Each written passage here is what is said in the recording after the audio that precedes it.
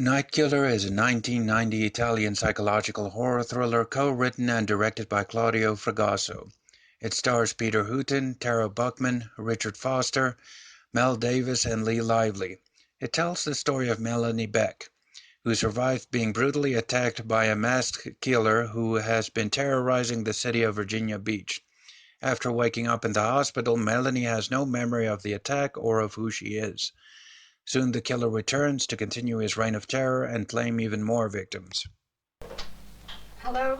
Hi, hon. I'm all in a mess.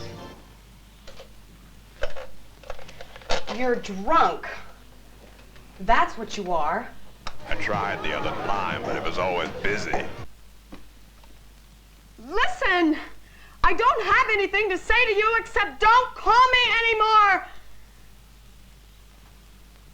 Shot mostly in Rome, Italy, and Virginia Beach, USA, director Claudio Fragasso had initially envisioned the film as a tense plot-driven psychological thriller with little to no gore.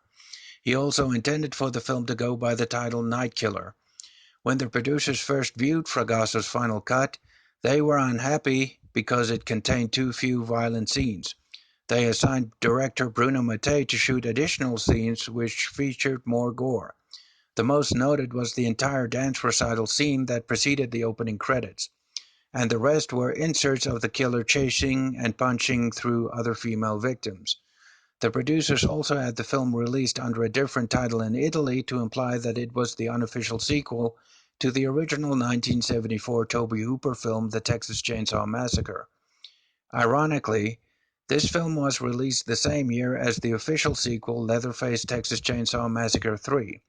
Fragasso stated he was unhappy with the additions of the gore scenes by Bruno Mattei, as well as with the title change. Hello? Hello, Mrs. Beck. This is Sergeant Gabriel. But you said you would call me back in 5 minutes.